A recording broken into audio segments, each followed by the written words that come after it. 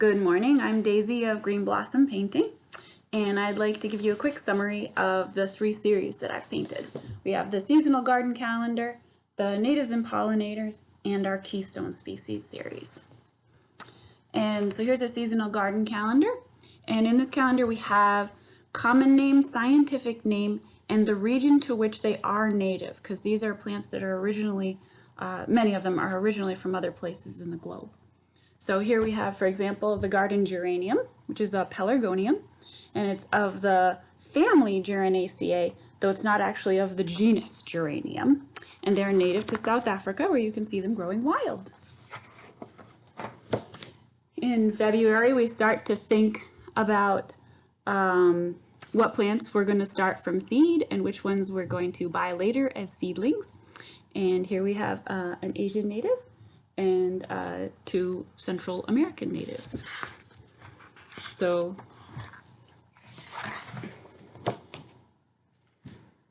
and in March we start to see some blooms, maybe some snowdrops and some winter aconite, maybe some early crocus and early tulip. You can also use this calendar to make sure you have blooms every month of the year, or nearly so. And you can also use it to coordinate the colors of your beds. Maybe you want yellows and pinks, or whites and pinks, or whites and yellows early in the spring. And here are 2 Turkish natives and a Central Asian native. Our apple blossoms start to pop in April. Siberian squill, not actually from Siberia, but from Southwest Russia and Turkey. And hellebore. And if you didn't know, these are actually not petals, they're sepals. So they're the things that cover the bud and protect the bud. The petals still exist, but they've receded over time to just a little cuff around the pollen. And we go through the rest of the months with our blooms for each month, and also lots of garden tips inside the calendar itself. And we'll progress to the Natives and Pollinators calendar. This calendar has common and scientific names, as well as all natives to the United States. And I worked with Spencer Hardy of the Vermont Center for Eco Studies to help learn some of the deep bee knowledge, which was new to me. And here we have the mock orange and the mock orange scissor bee. And the mock orange scissor bee sleeps in the stems of the mock orange and then emerges later to source its nectar and pollen. And again, we have our garden tips throughout the year to help remind us when to prune things and so forth. Here we have our blueberry cellophane bee and our blueberry bush, and we have 4,000 native bees in the United States, and the majority of them, not all, are specialist and solo bees. So they're solo queens doing their own egg laying, brood raising, and foraging all by themselves. And because they're putting all that energy input into their life process, they don't have time that a colonial bee would have to go foraging for miles away. So they're often specialists, meaning they get very good at pollinating one specific genus, for example, the blueberry bush. And our native bees have learned to buzz pollinate, which is where they grip the flower, buzz their wings really fast, and kick lots of pollen loose, more pollen loose than a European non-native honeybee would be able to do. And our honeybees are very important as well. They're very important to our food supply in pollinating that, so it's not like they don't have value at all, of course. And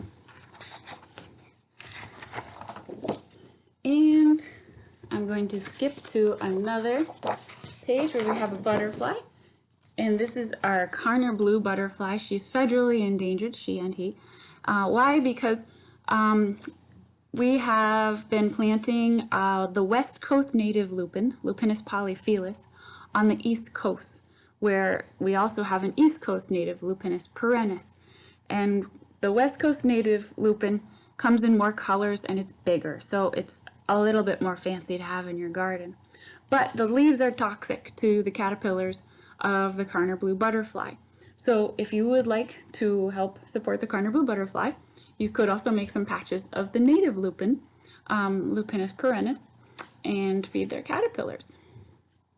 And so we go through, there's butterflies and native bees and a few birds in our natives and pollinators calendar. And now we have our Keystone species calendar, which I did in a collaboration with Doug Ptolemy, who's an incredible entomologist and studies butterflies and moths.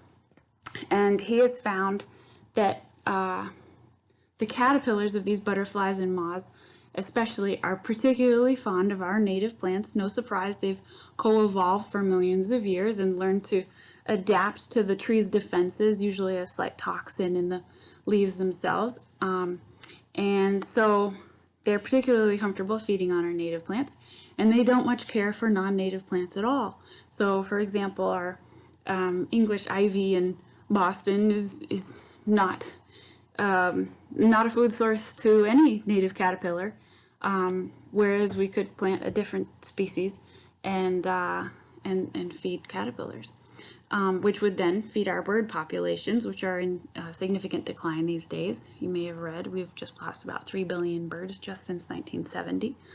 And so Doug Ptolemy has also found that there's about 20 genus, which he's called Keystone species, which support about 90% of our caterpillars, meaning about 90% of our caterpillars can feed on just 20% of our plant genus in the United States. So that is to say they could, planting these can really kickstart an ecosystem and really give your ecology a boost. Not just the caterpillars themselves, which are turning the solar energy basically into caterpillar lunch, but for birds, so you're supporting birds and bats and all kinds of other creatures that feed on caterpillars. And so for example, we start with the black cherry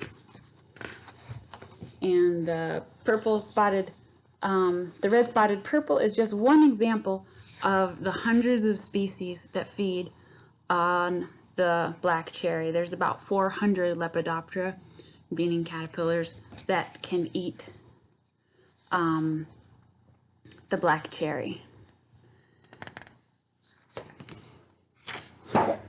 The black walnut, another incredible source of food for caterpillars and habitat. The royal walnut moth is a native to the eastern United States and a little bit to the western too, depending on the state. Absolutely gorgeous. I also made this caterpillar so I would start to learn which chrysalises and caterpillars were native and were good guys, and which ones might eat my vegetable crops. And maybe it's okay if they eat a little bit of my vegetable crops, but I didn't want too many of them around, that kind of thing. So many depict the chrysalis as well as the caterpillar.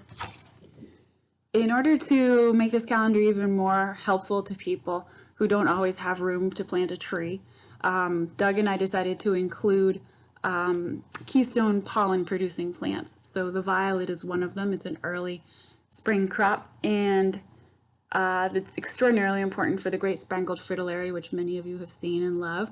In the fall, the great spangled fritillary is laying her eggs. They're hatching into caterpillars, and they will actually fast all winter long, not eating anything, until our violets come up. So I myself for sure want to have a lot of violets coming up for my great spangled fritillary. And I will skip ahead to June, where we have the pinnacle of keystone species. This is the oak tree, and it supports 500 different varieties of caterpillar, which is a huge amount of caterpillars. And it's a huge resource to birds who are trying to feed their babies. Caterpillars are particularly important for growing birds because the mom and dad need to very quickly source them and basically cram food right down the baby's throat. And caterpillars don't have an exoskeleton like many other insects. And so they're particularly good food for baby birds.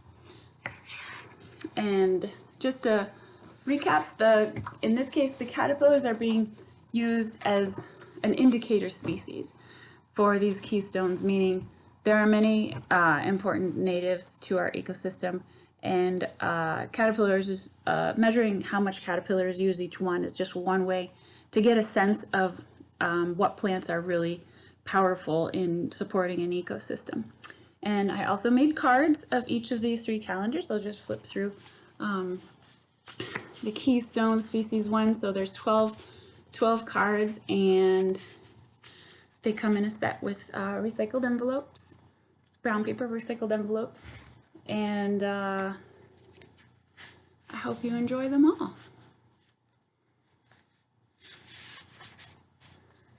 Thanks again, and this is Daisy checking out from Green Blossom Painting.